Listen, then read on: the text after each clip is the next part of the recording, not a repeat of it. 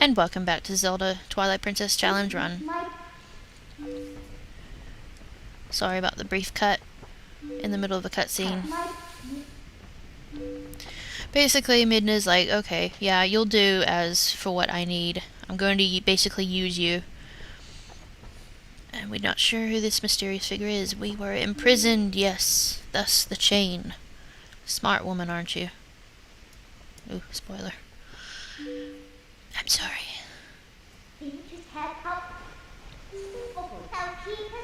You've managed to do. Oh, so she's the Twilight Princess.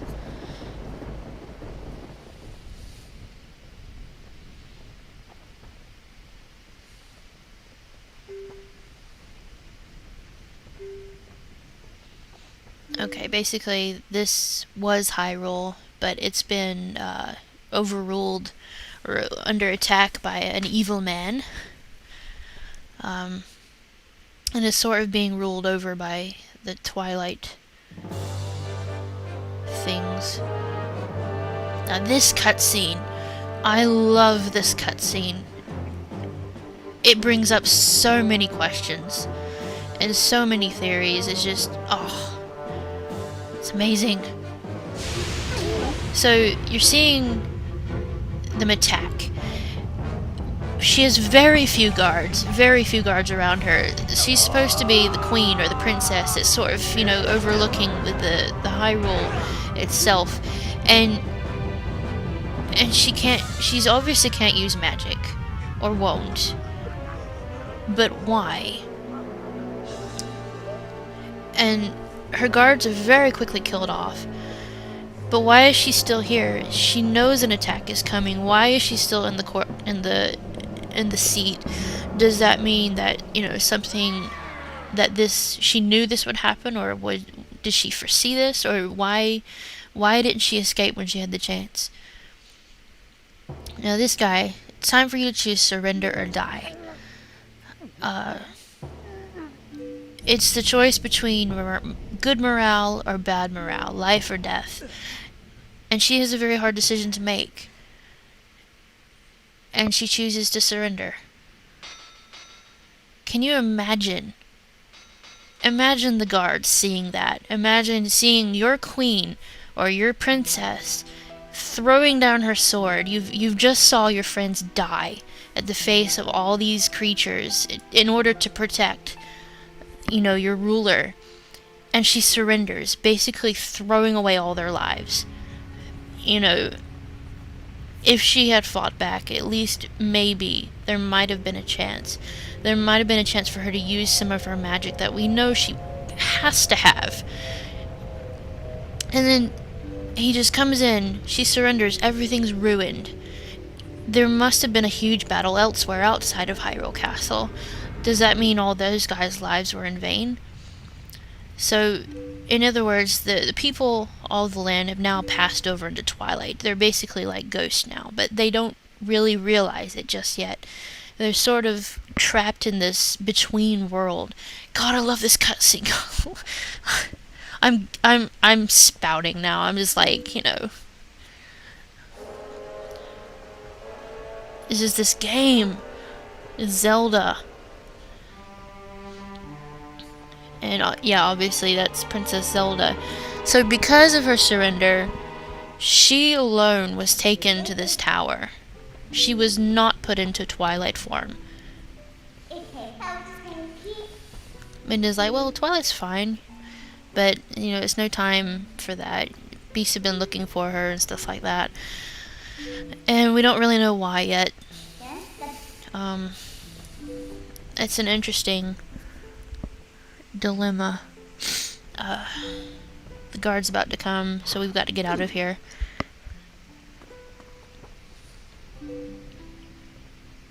But every time I think about just imagining seeing all your friends die in front of you like that, and then seeing your ruler just completely destroy any hope you had in winning.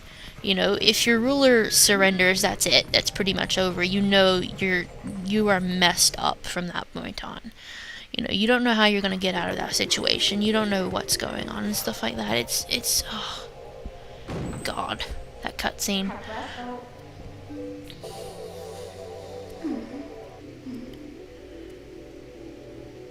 There's so much stuff to take in with this openings.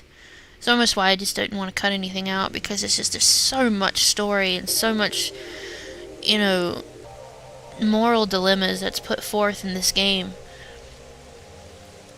Not just from Link as a character, but just from other characters too that sort of interact with each other and stuff like that. It's just really why I love the character interaction in these Zelda games.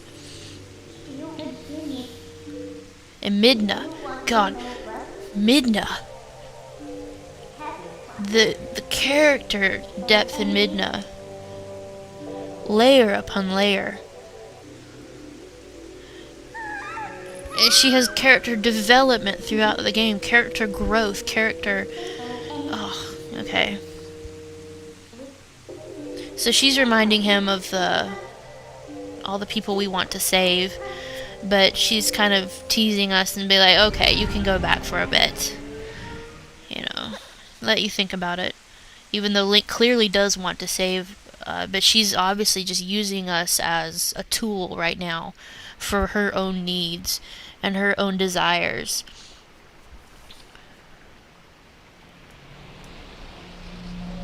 Spits us out. Oh, we're in wolf form. Excellent. Forgot, in quotes. So yeah, we're just a blatant tool for her right now. Blatant. And she doesn't mind us knowing that. So next time on Zelda Twilight Princess, we'll continue this a little bit more. See you then, adventurers. And welcome back to Twilight Princess. I'm your host, Brenna Jadrosich. We're continuing with our quest. And Midna has something to tell us. Basically she's letting us know that we can't just run off in this form. Oh look, it's getting dark. And kind of telling us that we can't go back through the Twilight Door because someone else on the other side has to pull us in. And she's not going to do it until she gets what she wants out of us. So what she wants is a sword and shield, and we have to find that.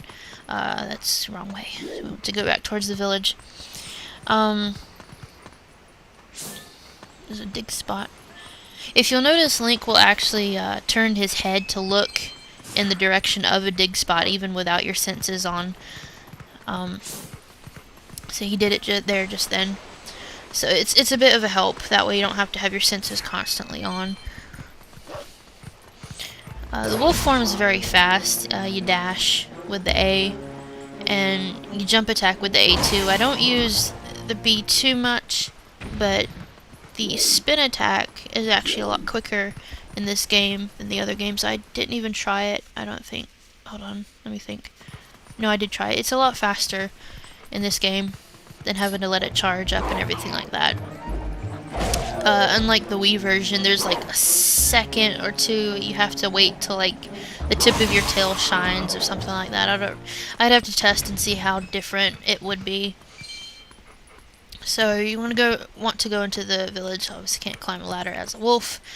And where's the entrance? Getting turned around. Okay, there's a squirrel up there. Targets. Okay. Wait. Growl. Thank you for taking care of us. The kidnapped kids. You seem okay. We can try talking to the animals. If I could talk with the animals. Okay. Does anyone remember that old movie, Dr. Dolittle? Not the stupid Eddie Murphy one. I'm talking about the good one. The really long one. With the giant moth and the giant snail. Oh my god. That was an awesome movie. Alright. And... More character development.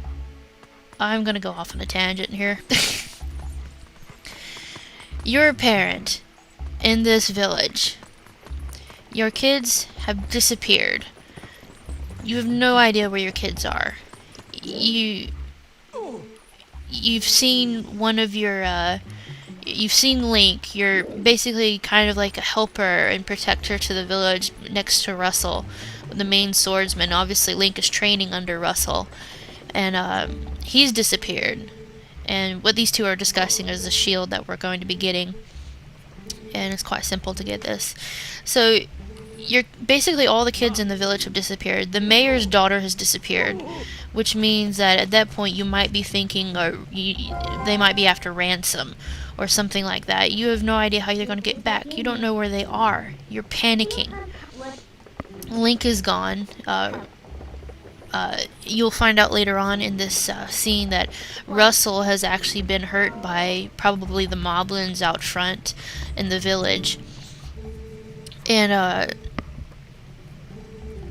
all of a sudden this wolf comes in and sort of goes across your village, and you'll see that you'll actually have to be caught before, see right here. And instantly, you think, oh, well, this must be the monster that took him. Well, to me, I would want to capture the monster and not kill it.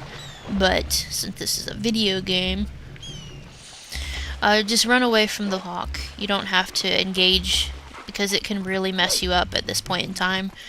So you don't have to leave the area or anything. Just run off at a safe distance. So anyway, Colin has disappeared. Ilya has disappeared.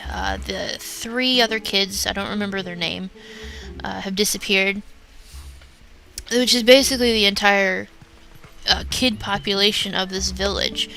A very small village, obviously, but very close-knit society they probably are. And there's a lot of worry going on right now. And because of that, they feel kind of helpless. And you, as a wolf, kind of feel helpless because you can't do anything. You can't change back into your human form and try to comfort them and tell them, hey, I know where they are. I'm going to save them.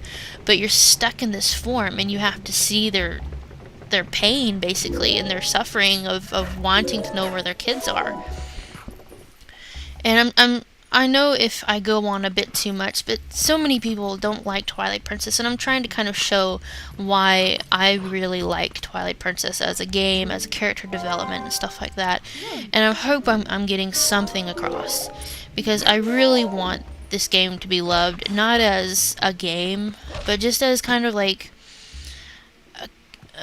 I don't know. Very hard to explain my feelings with just this game, and Zelda in general. So now we've got our shield, and she has just criticized our word on shield. This is the shield we are going to be keeping throughout the rest of the game. I'm not going to buy a Hylian shield unless I find a part that I can't. I think there's like one part you need a Hylian shield. I really need to actually be looking at a guide for that. But for the most part, I'm going to be keeping the wooden shield. So here's Russell telling his wife to stay in the house. And he's injured like crazy. Like, he's limping, and he's got like head bandages and stuff like that. And he's pretty messed up. But he's still kind of hanging on to that hope that maybe the kids have returned on their own. Maybe they've escaped the clutches of the monsters. So he's going to go and check. So what we're going to do, let's talk to this frog. Ribbit. I didn't think anybody would come calling, so I didn't think of anything to say. Nice. This must seem like an average country town. This is perfect. Stuff sparkling. Okay, it's telling us about the dig spots. Alright, so anyway, while Russell is going off, we're going to sort of dig underneath the house and find our our sword that we're going to be using the rest of the game, the Ordon sword. And this is basic equipment, and I don't even know if you can complete the game with just the basic equipment, but we're going to find out. It'll be an adventure. I know that I said I won't be collecting any skills, but the game actually does force you to collect the first skill, the ending blow, which is understandable because a lot of boss battles require the ending blow. So I apologize for that. That'll be the one skill that I'll have. If I could complete the game without collecting it, I would, but the game forces you to for that first one.